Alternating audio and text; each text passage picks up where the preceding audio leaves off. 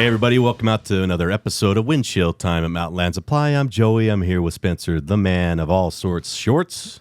You can clap now. Don't you have a little thing I'm for not that? clapping for myself. Well, you do it crazy? for me. Push the button on my behalf. All right. Hey! Thank you. And we're joined by David Chandler Bing. How are you? So good. Thanks for coming on, dude. Yeah, thanks for having me. Again. Yeah. Thank you. Today, I wanted to talk with you and Spencer, because he was down there a little bit, about our involvement with the Black Desert PGA and the tournament down there for Bank of Utah Cup. Or is it Trophy? Championship. My bad. Screwed up twice. It's all right. And just kind of explain, why we do it, why we're there, how that aligns with the vision of the company, and how we're using those types of engagements to leverage and build the ESOP. Yeah. So maybe start from where that relationship began. Yeah, the relationship began, believe it or not, 4 years probably ago, as we were learning about Black Desert becoming a thing and who was involved. And Tim White, some of us were involved in some conversations with others that were rumoring about these relationships, these opportunities that we had to be a part of this project. We bid on the project. We were far into the project itself, and we actually lost the bid kind of last minute to Toro and some of this other stuff, and it was pretty frustrating. And we kind of learned more about that. We gained some momentum. This is actually the same group that did Marcella, and we captured all the Allied on it, so we got some momentum there. And now we look forward, and we'll talk about this in a minute, but we captured all of their projects. So I'll explain that. But so when we talk about where this came from, 4 years ago is where this seed started. And they presented us back a year ago to October, hey, why don't we take some customers down, have a good time? Very similar to what we see with Mountainland across the board. We get involved in these sporting events. We engage the customers, we engage our vendors to support these things, and we create remarkable experiences for the customers. Memory making, as we like to talk about in the business and here. And it totally blows their mind. They love it. So that's one part of this, where we get into this, but it really started 4 years ago. So Reef Capital is the I guess ownership group that is over Black Desert and Marcella, and a lot of other properties. Resort properties. Brian Taylor is somebody that we've known for a very long time, and we've partnered with Real Golf Radio, and he is joined with Black Desert and kind of helps, I guess, be an ally for us in getting a good relationship with Reef Capital. So we meet with them and we start talking about different projects along with Black Desert, and then that could lead and has led to some other large opportunities in order that we can use to help grow the ESOP. Yeah, and that's, when we talk about increasing our value, or I want to say increase our chances too with projects. Anytime we can create a relationship with an investor like a private equity like Reef Capital, or a developer where we're in there day one, that increases our ability to understand the project and be that much more far ahead, further ahead. There's the word. There you go, bud. Than our competitors, because a lot of time, and I think we fall guilty of this too, is we see the opportunity of just entertaining our customers and creating those things, and we don't see anything else with it. And so if we're going to sponsor these things, which they're quite a large investment, we need to see it as multifaceted. And that's the part that I'm proud of Mountainland looking at the ESOP and saying, how do we increase value to our employees? Well, we capture more projects at better values and ensure that return on investment. Yeah, I kind of look at it, our core commitments that we have, anything that we do in terms of marketing should fulfill at least two of those core commitments at any one time or any one engagement.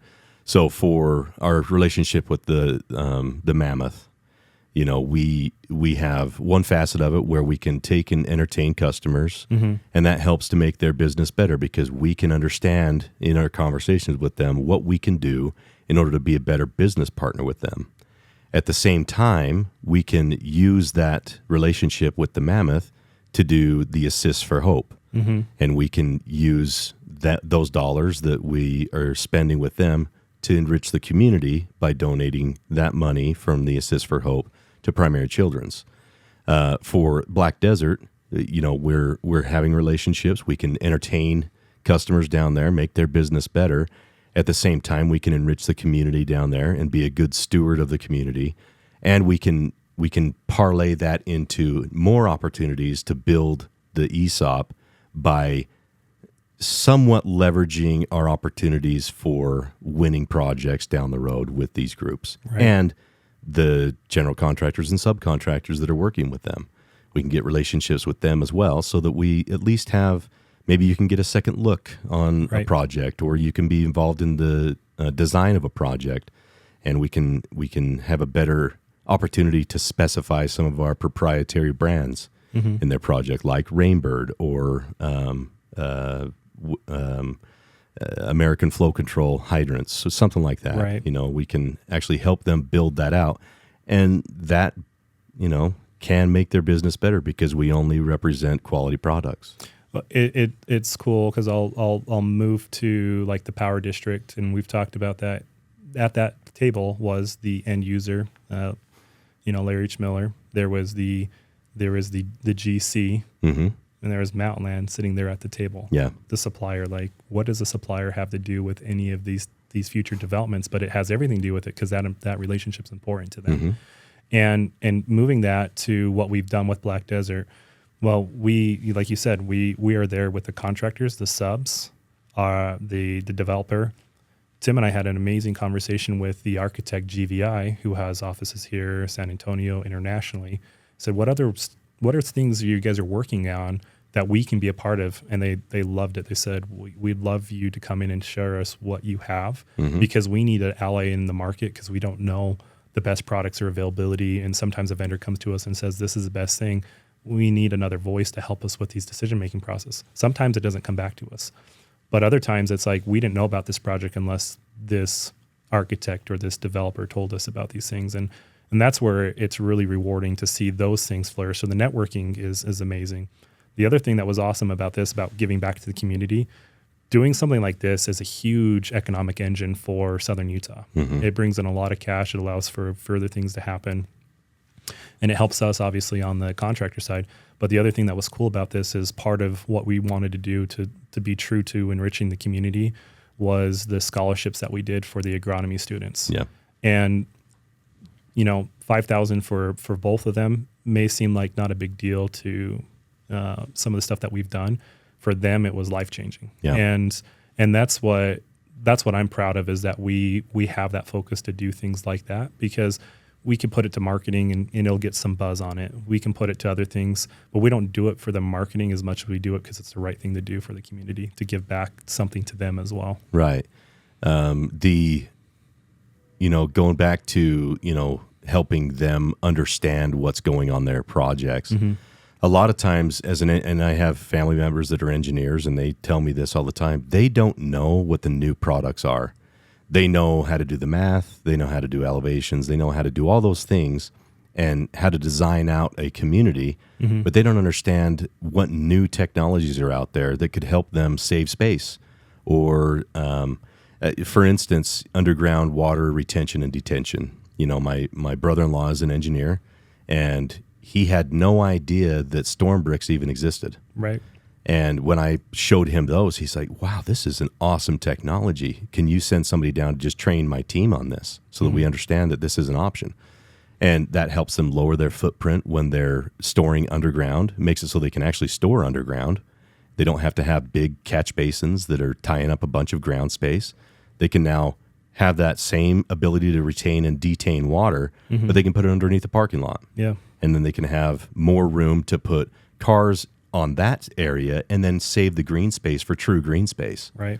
And not just have a green space that's qualifying as green space because it's a retention basin that has turf on it. Right. You can make it usable green nobody space. can use because it's swampy all the time. Or Exactly. And now you can else. make that into a community center or soccer fields or whatever. Yep. So it's actually usable. And so that helps the community as well.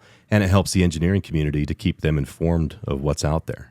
Yeah, awesome to be the first call from an engineer to solve their issues rather than going to the manufacturer direct or being able to source something else. We do a lot of stuff like that, but it is it's a great relationship, and a lot of people probably have some eyeballs on it. We did a lot of publicity. You probably saw some stuff on Facebook on it and Instagram and other sources, but there's a lot that happens with it behind the scenes, and a lot of it, it's great to take care of the customer, but a lot of it, when I talk about golf projects, because that's what I kind of center on as a group, but I'm always thinking about the storm bricks. I had a conversation with GVI about that. It's like, hey, what are you going to do about your retention on your new buildings and stuff? Like, actually, I don't know. Yeah. And I said, okay, I'm going to hook you up with Quinn Brown. We're going to have a conversation.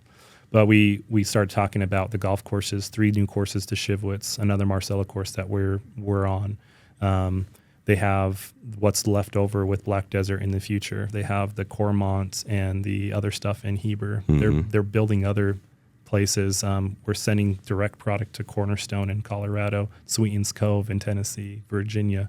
So you think about the opportunity stuff that we can do with these guys because they want to do more business with their partners and not just someone that they don't have a relationship locally.